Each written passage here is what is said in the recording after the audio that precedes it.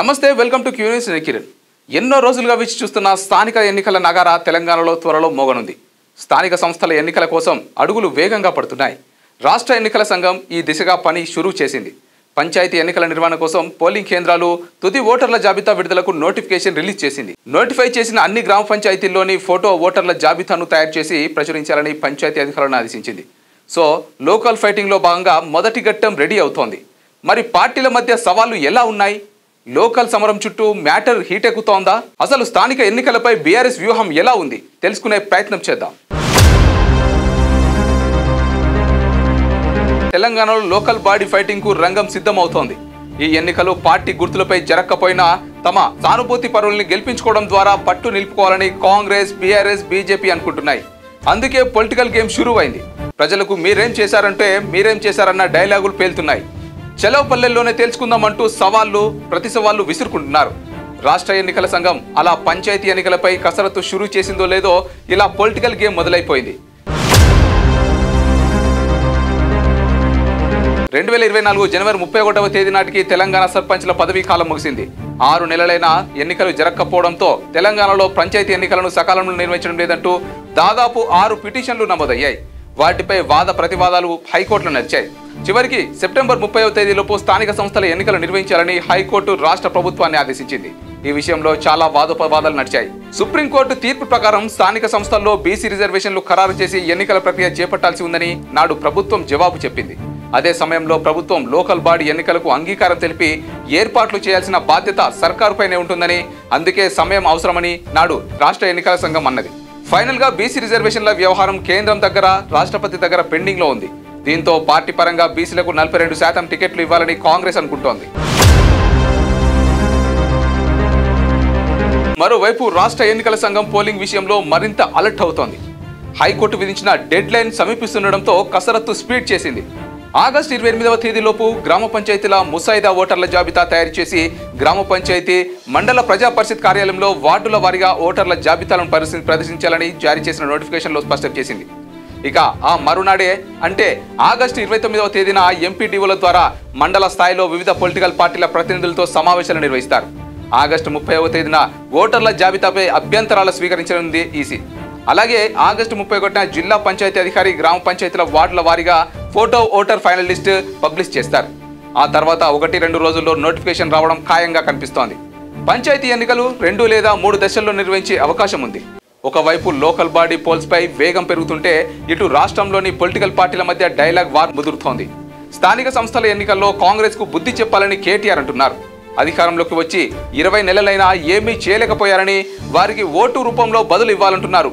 KTR comments పై Congress Bhuvanagiri MP Chamala Kiran Kumar Reddy counter ఇచ్చారు. దుర్గం చెరువు దగ్గర కేబుల్ బ్రిడ్జ్ ఒకటి కట్టి అక్కడ సెల్ఫీ పాయింట్ పెట్టి కేటీఆర్ సెల్ఫ్ డబ్బా కొట్టుకుంటున్నారంటూ ఫైర్ అయ్యారు ఎంపీ చామల.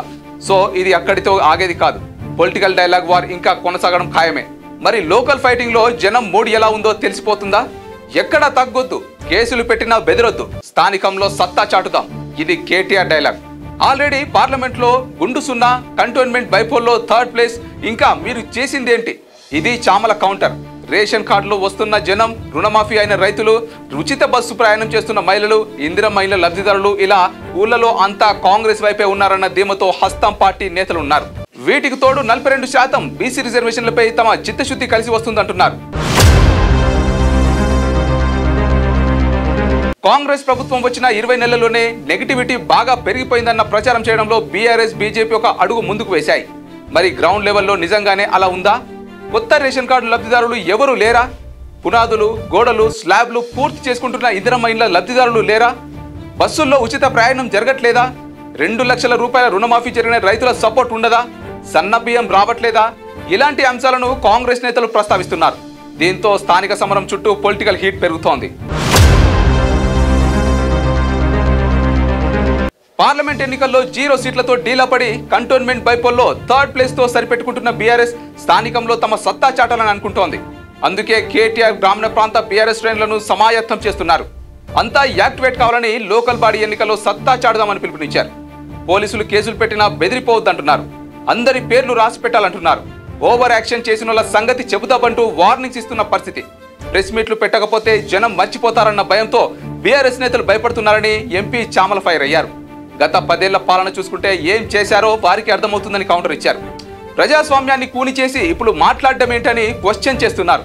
హైదరాబాద్లో కూర్చొని కేటీఆర్ మాట్లాడుతున్నారని 20 నెలల్లో జరిగిన అభివృద్ధి కనిపించట్లేదా అన్నది కాంగ్రెస్ ప్రశ్న. ఎన్నికలు పెడితే కాంగ్రెస్ ఎవరికి ఏం చేసిందో తెలుస్తుందంటున్నారు ఎంపీ చామల. అటు స్థానిక సంస్థల ఎన్నికల్లో 42% బీసీ రిజర్వేషన్లకు సంబంధించిన బిల్లు తెలంగాణ అసెంబ్లీలో ఆమోదం పొందింది.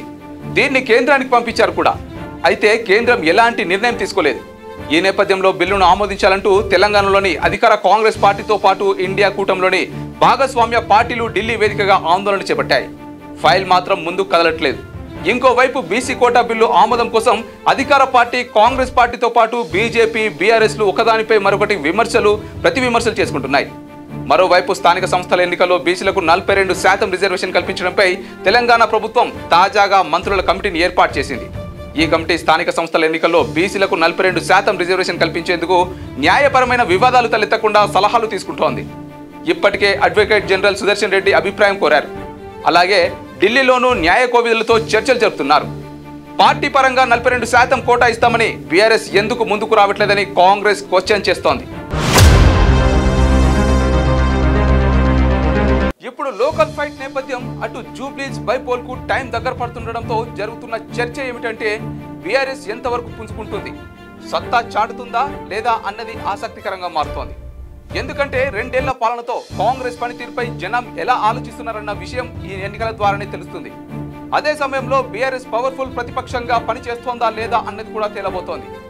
నిజానికి బీఆర్ఎస్ కు ప్రధాన మైనస్ పాయింట్ ఏంటంటే కేసీఆర్ ఎర్రవల్లి ఫామ్ హౌస్ కే పరిమితం కావడం. బీఆర్ఎస్ సిల్వర్ జూబ్లీ వేడుకలు జరిగి కొన్ని నెలలు గడిచాయి. భారీ బహిరంగ సభలో ఇకపై జనంలోనే ఉంటారని కేసీఆర్ చెప్పారు. ఏప్రిల్లో జరిగిన ఈ సభ తర్వాత కేసీఆర్ జనంలోకి ఎక్కడా రాలేదు. అదే సమయంలో బీఆర్ఎస్ లోను వర్కింగ్ ప్రెసిడెంట్ కేటీఆర్, ఎమ్మెల్సీ కవితల మధ్య ఆధిపత్య పోర్ జనంలో డివైడ్ టాక్ కు కారణమవుతోంది. ఎవరికి వారే పార్టీ కార్యక్రమాలు నిర్వహించుకుంటుండడం మైనస్ గా మారుతోంది. ఫ్యామిలీ గ్రూప్ వార్ నడుస్తుండడంతో క్యాడర్ కూడా నిరుత్సాహంగా కనిపిస్తున్నారు. వారిలో జోష్ రావడం లేదు. ఈ పరిస్థితుల్లో స్థానిక సంస్థల ఎన్నికల్లో గులాబీ కారు ఎలా ముందుకు వెళ్తుందన్నది కీలకంగా మారుతోంది. స్థానిక సమస్యలను ప్రస్తావించిన కథ మారుతుందా లేదా అన్నది వేచి చూడాలి. బీజేపీ కూడా చేరికలకు గ్రీన్ సిగ్నల్ ఇస్తోంది. పంచాయతీ లోకల్ బాడీ ఎన్నికలకు ముందు గతంలో బీఆర్ఎస్ లో కీలకంగా ఉన్న నేతలను గాలం వేస్తోంది. ఇప్పటికే గువ్వల బాలరాజ్ బీజేపీలో జాయిన్ అయ్యారు. అన్ని జిల్లాల్లోని బీఆర్ఎస్ నేతల్లో కొందరు బీజేపీతో టచ్లో ఉన్నట్టు చెబుతున్నారు.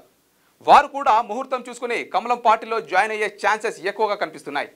అటు లోకల్ బాడీ ఎన్నికల్లో సాధారణంగా ప్రభుత్వంలో ఏ పార్టీ అధికారంలో ఉంటే ఆ పార్టీకి ఎడ్జ్ సహజంగానే ఉంటుంది. ఎందుకంటే అధికార పార్టీలో ఉంటే అభివృద్ధి పనులు, నిధుల ప్రవాహం వేగంగా ఉంటుందన్న లెక్క జనంలోనూ ఉంటుంది.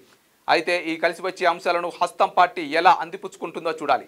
లేటెస్ట్ న్యూస్ తెలుగు మరియు ఇంగ్లీష్ అప్డేట్స్ కోసం ఇప్పుడే క్యూన్యూస్ అఫీషియల్ యాప్ ని ప్లే స్టోర్ నుండి డౌన్లోడ్ చేసుకోండి. సరికొత్త సమాచారాల కోసం క్యూన్యూస్ వెబ్సైట్ ని ఫాలో అవ్వండి. ఛానల్లో ప్రాంతీయ, జాతీయ, అంతర్జాతీయ వార్తలు వీక్షించండి. లైక్ చేయండి.